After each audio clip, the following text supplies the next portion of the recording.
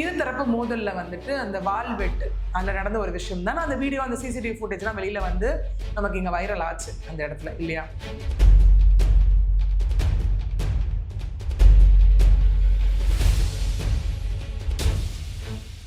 பெற்றோர்கள்கிட்டே நேரடியா உன் பையன் கையில கிடைச்சான் நான் கொன்றுவேன் அப்படின்னு மிரட்டல் விடுத்ததாகவும் பதிவு செஞ்சிருக்கிறாங்க. ஏன்னா எங்க காவல்துறை தரப்புல இருந்து அகெயின் அந்த மாவுக்கட்டு கல்ச்சர் தான் ரீசன்ட் டைம்ஸ்ல நிறைய பார்த்துட்டு இருக்கோம். மாவுக்கட்டு அப்படிங்கறது வந்து நமக்கு மேக்சிமம் போடக்கூடியது எல்லாருக்கும் நம்ம பார்த்துக்கிட்டு தான் இருக்கோம், இல்லையா? அந்த ஊர் மக்கள் தரப்புல சொல்லப்படுற விஷயம் என்னவா இருக்கு அப்படின்னா, அப்படியெல்லாம் இல்லவே இல்லை, என் பையனை வந்து குடும்பம் பண்ணணும்னே இதுல பண்ணியிருக்காங்க. அதாவது 2 கல்லுக்கு நடுவுல அவன் காலை வச்சு உடைச்சிருக்காங்கன்னு அவங்க சொல்றாங்க. இங்கே அவங்க போட்டு அந்த அளவுக்கு அடிச்சதுனாலதான் என் பையனுடைய இறப்பே ஏற்பட்டிருக்கு அப்படிங்கிறது இவங்களோட இது ஒரு பக்கம்.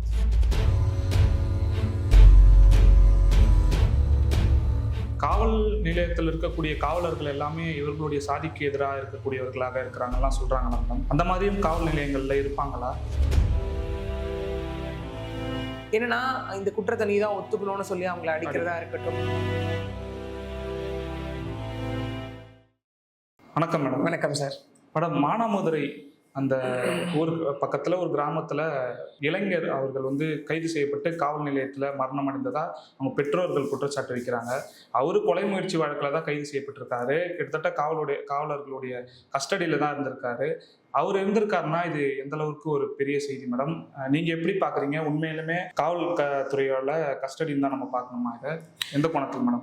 இது அகைன் அதான், எப்பவுமே வந்துட்டு காவல்துறை தரப்புல இருந்து ஒரு மரணம் நடக்கிறப்போ அவங்க வந்து வேற ரீசன் சொல்றதையும் அவங்களுடைய ஃபேமிலி ரிலேட்டிவ்ஸ் வந்து வேற ரீசன் சொல்றதையும் நம்மளால பார்க்க முடியும், இல்லையா? ஏன்னா நம்ம வந்து ஒரு நிறைய இதுக்கு முன்னாடி கேசஸே பார்த்துக்கலாம். சாத்தான்குளம் விஷயமா இருக்கட்டும், இல்லை அஜித்குமார் கேஸா இருக்கட்டும், இந்த மாதிரி எல்லாம் போகும்போதே வந்துட்டு இன்னொன்று அந்த காவல்துறையில அந்த காவல் நிலையம்குள்ள நடக்கக்கூடிய மரணத்தை வந்து ப்ரூவ் பண்றது ஒரு பெரிய டஃப் டாஸ்க் அகெயின், இல்லையா? ஏன்னா ஒரு அத்தாரிட்டேட்டிவ் ஒரு இதுக்கே குரூப்புக்கே எதிர்த்த மாதிரி நம்ம ஒரு விஷயத்தை ப்ரூவ் பண்ணணும் அப்படிங்கிறது வந்து அகைன் ரொம்ப டஃப் டாஸ்க். அதுக்கு அந்த ஃபேமிலியும் வந்து ரொம்ப மெனக்கிட வேண்டியதா இருக்கும், இல்லையா? ஏன்னா இன்னைக்கும் வந்து இங்கே பாதிக்கப்பட்ட அந்த ஒருத்தர் இறந்து போயிருக்காரு, இல்லையா, இளைஞர், அவருடைய குடும்பம் வந்து அவருடைய அப்பா வந்துட்டு மதுரை ஹைகோர்ட்லயும் ஒரு பெட்டிஷனிங்க ஃபைல் பண்ணியிருக்காரு. என்னென்ன ஃபைல் பண்ணியிருக்காரு அப்படின்னா, இது அகைன் நம்ம எல்லாருக்கும் தெரிஞ்சிருக்கும், இன்னி அப்டேட் வந்துட்டு சிபிசிஐடிக்கும் இது மாற்றப்பட்டிருக்கு, இல்லையா? ஸோ அந்த சிபிசிஐடி என்கொயரியை வந்து 6 மாசத்துக்குள்ள முடிக்கணும் அப்படின்னு கேட்டிருக்காரு. கூடவே இங்க இன்னொன்று இங்க என்ன கேட்கப்பட்டிருக்கு அப்படின்னா, இதை வந்துட்டு SC ST வன்கொடுமை வந்து சட்டத்தின் கீழே வழக்காக பதியணும் அப்படின்னு கேட்டிருக்காரு. கூடவே இது காவல் மரணம் என பதிவு செய்து சம்பந்தப்பட்ட அதிகாரிகள் மீது தக்க நடவடிக்கை எடுக்க வேணும்னு இந்த 3 விஷயத்தை கேட்டு இன்னைக்கு ஒரு பெட்டிஷன் ஃபைல் பண்ணப்பட்டிருக்கு. அது இன்னும் நமக்கு கொஞ்ச நேரத்தில் அதனுடைய இது என்ன, அது மீதி என்ன சொல்றாங்க அப்படிங்கிறது நமக்கு தெரிய வந்துடும். ஸோ அதனை தொடர்ந்து இது அகெயின் போலீஸ் தரப்புல இருந்து சொல்லப்படுற ஒரு விஷயம் என்ன அப்படின்னா, அவர் மூச்சு திணறி இறந்து போனாரு அப்படிங்கிறது தான் ஒரு விஷயமா இருக்கு, இல்லையா? பட் ஆனா இந்த மார்ச் 6ஆம் தேதி நடந்த ஒரு சம்பவத்துக்காக 2 கைது செய்யப்பட்டிருக்காங்க. இரு தரப்பு மோதல்ல வந்துட்டு அந்த வால்வெட்டு அதுல நடந்த ஒரு விஷயம் தான். அந்த வீடியோ, அந்த சிசிடிவி ஃபுட்டேஜ்லாம் வெளியில வந்து நமக்கு இங்க வைரல் ஆச்சு அந்த இடத்துல, இல்லையா? அப்படி இருக்கும்போது இங்க வந்துட்டு இந்த இறந்து போன ஆகாஷ் டெல்லிசன் அந்தன் குணா அப்படிங்கிற 2 பேரு, அதுல ஒருத்தர் இறந்துட்டாரு, ஒருத்தர் வந்துட்டு இப்போ கஸ்டடியில தான் இருக்காரு. இங்க பேரண்ட்ஸ் தொடர்ந்து வைக்கக்கூடிய அலிகேஷன்ஸ் எல்லாமே பார்த்தோம் அப்படின்னா, கொன்னுட்டாங்க என் பையனை, அடிச்சே கொன்னுட்டாங்க அப்படிங்கிற அந்த பெற்றோர்கள்கிட்டே நேரடியா உன் பையன் கையில கிடைச்சான் நான் கொன்றுவேன் அப்படின்னு மிரட்டல் விடுத்ததாகவும் பதிவு செஞ்சிருக்கிறாங்க. அது வந்து அவங்க அப்பா அவங்க அம்மாவுமே மாறி மாறி சொல்லியிருக்கக்கூடிய ஒரு விஷயம் இருக்கு. ஏன்னா அவங்களுடைய அப்பா பேர்ல தான் இன்னைக்கு இந்த பெட்டிஷன் ஃபைலா இருக்கு. அவங்க அம்மா வந்து உன் பையன் மட்டும் என் கையில கிடைச்சா அவன் காலை உடைச்சிருவேன் அப்படின்னு மிரட்டினதாகவும் இங்க ஒண்ணு இருக்கு. அவங்க அப்பாவும் இங்க பிரஸ் அட்ரஸ் பண்ணப்போ ஒரு விஷயமும் சொல்லியிருக்காரு. என்ன அப்படின்னா, உன் பையன் எங்கன்னு கேட்டு என்ன கொண்டு போய் ஸ்டேஷன்ல உட்கார வச்சிருந்தாங்க, உன் பையன் வந்தாதான் உன்னை விடுவேணும்னு சொன்னாங்க, ஸோ வந்ததுக்கு அப்புறம் தான் என்னை விட்டாங்கன்ற ஒரு விஷயமும் இருக்கு. ஏன்னா இங்க காவல்துறை தரப்புல இருந்து அகெயின் அந்த மாவுக்கட்டு கல்ச்சர் தான் ரீசன்ட் டைம்ஸ்ல நிறைய பார்த்துட்டு இருக்கோம். சொல்லி மாவுக்கட்டு அப்படிங்கிறது வந்து நமக்கு மேக்சிமம் போடக்கூடியது எல்லாருக்கும் நம்ம பார்த்துக்கிட்டு தான் இருக்கோம், இல்லையா? அதுவே ஒரு மாதிரி டிபேட்டபிளான கான்செப்டா தான் போயிட்டு இருக்கு. பட் அதுக்குள்ள இப்போ நம்ம போக வேண்டாம்.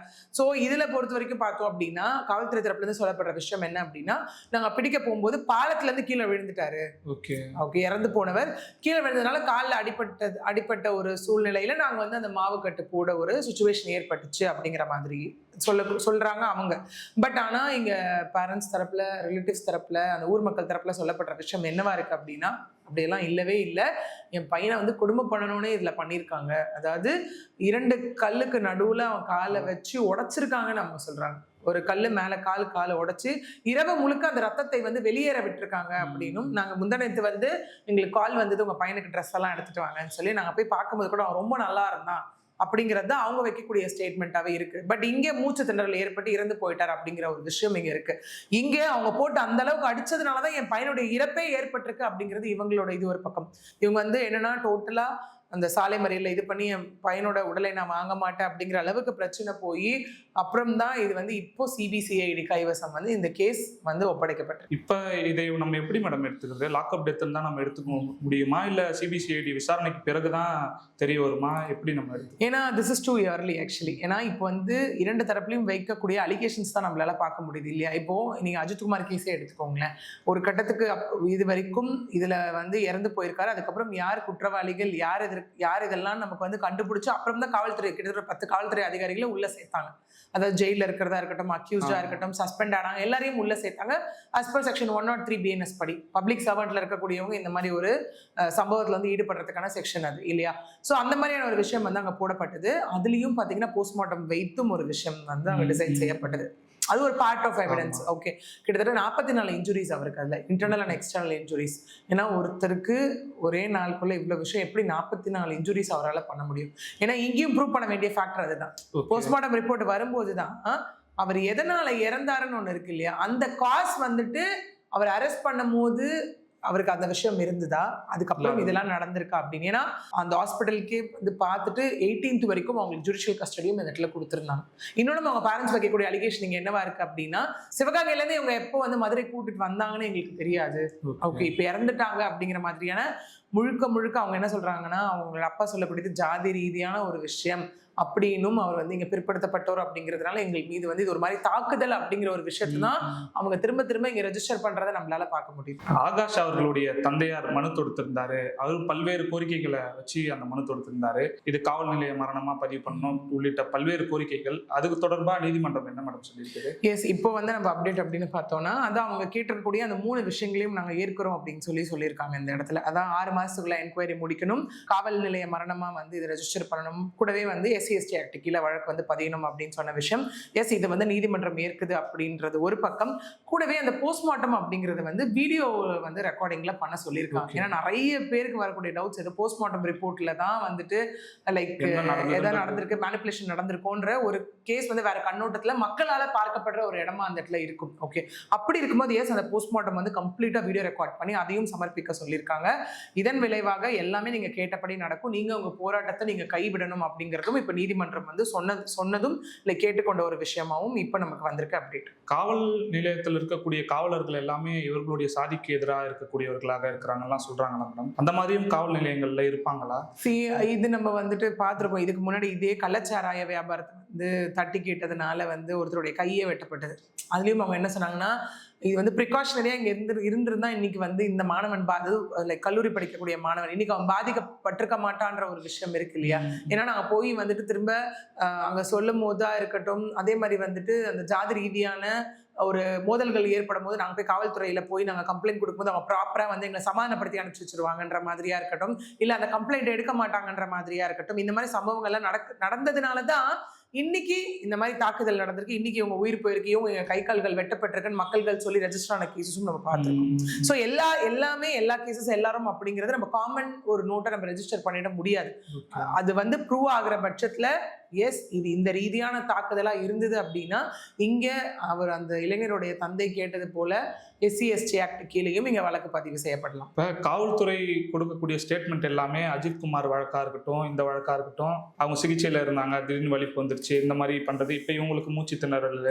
அதே மாதிரி இன்னொரு ஸ்டாண்ட் என்னன்னா, கைது செய்து கூட்டு போகும்பொழுது தப்பி ஓடுறது, இதே காரணத்தையே சொல்லிட்டு இருக்காங்களா மேடம்? காமன் ஸ்டாண்டர்ட் ஆயிடுச்சு. ஒரு பொய்யை சொன்னாலும் ஒரு பொருந்துற மாதிரி பொய்ன்னு சொல்லுவாங்களே, ஆனா காவல்துறை அதை சரியா செய்ய மாட்டாங்க.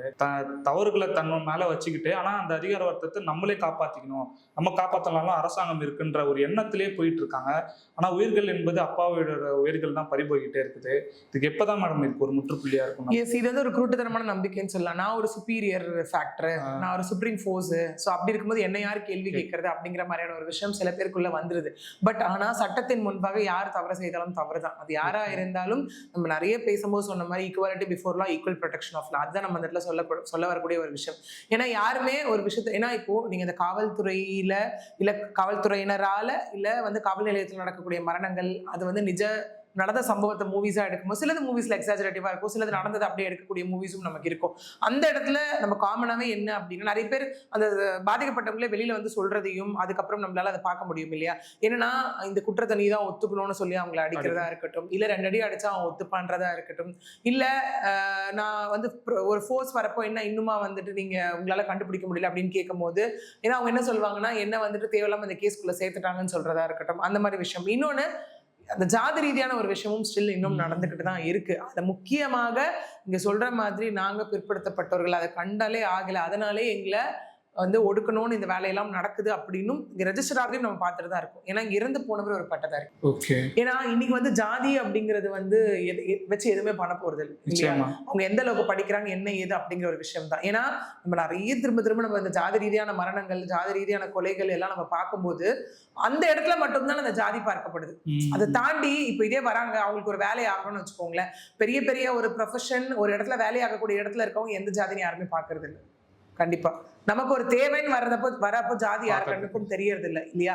இதே வேற ஏதாவது ஒரு விஷயம்னு வருது அப்படின்னா அந்த இடத்துல அவங்களுடைய அந்த வெறிய காட்டணும்னு நினைக்கிறது கண்டிப்பா மனித தத்துவமோ இல்ல மனித நேயமோ கண்டிப்பா அந்த இடத்துல அது கிடையவே கிடையாது. அதே மாதிரி காவல் நிலையங்கள்ல ஏற்படக்கூடிய மரணங்கள், அதுக்கு கிடைக்கக்கூடிய நீதி என்பது ரொம்ப தாமதமாக தான் மேடம் இருக்கு.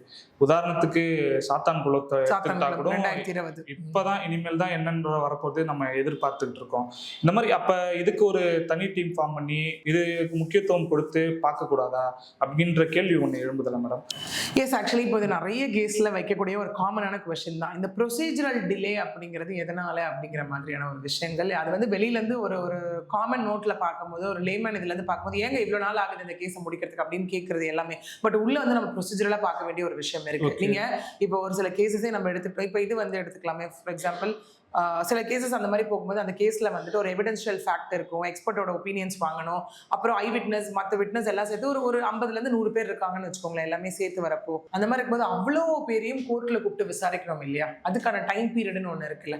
இப்போ இந்த அஜித்குமார் கேஸே எடுத்துக்கோன்னா சிபிஐ வசம் ஒப்படைக்கப்பட்டு இங்க 10 பேர் மீது குற்றம் சாட்டப்பட்டிருக்கு, 10 பேரும் குற்றவாளிகள், குற்றம் சாட்டப்பட்டவர் அப்படின்னு சொல்லப்பட்டிருக்கு இல்லையா. ஸோ இப்போ இந்த வீடியோ ஒன்று அப்போ லீக் ஆச்சு. அந்த வீடியோ எடுத்துல வந்து ஊர் மக்கள் என்ன சொல்றாங்க, அதுக்கு இந்த மாதிரி சம்பவம் என்ன நடந்திருக்கு, அஜித்குமார் இந்த மாதிரி சம்பவங்கள் பட்டிருக்காரா இல்லையா, அப்புறம் அவர் HRMC அவங்க இருக்கட்டும், அந்த லைக் செக்யூரிட்டி கார்டு ஃபோர்ஸா இருக்கட்டும், இந்த மாதிரி எல்லாரையும் கூப்பிட்டு விசாரிக்கப்பட வேண்டிய கட்டாயத்தினாலதான் ஒரு சில கேசஸ்ல சார்ஜ் ஷீட் பேஜஸ் ஏற அதுல இன்க்ளூட் பண்ற இன்ஃபர்மேஷன்ஸும் ஏறும் இல்லையா. சோ அதுக்கு தகுந்தாற் போல எவ்வளவு பர்சன்ஸ் இன்க்ளூட் ஆயிருக்காங்க, என்ன மாதிரியான எவிடன்சஸ் எல்லாம் உள்ள கொடுக்கப்பட்டிருக்கு அப்படிங்கறத வைத்துதான் இந்த ஒரு டியூரேஷன் நமக்கு எடுக்கப்படுது. ஸோ ஜெனரலா நம்ம டிலே அப்படிங்கிற ஒரு விஷயத்த சொல்லிட முடியாது இல்லையா. ஸோ அந்த மாதிரியான ஒரு கட்டத்துல தான் வந்துட்டு நமக்கு இந்த டியூரேஷன் அப்படிங்கிறது ஒரு கேஸுக்கும் வெவ்வேறு மாதிரியா இங்க இருக்கு.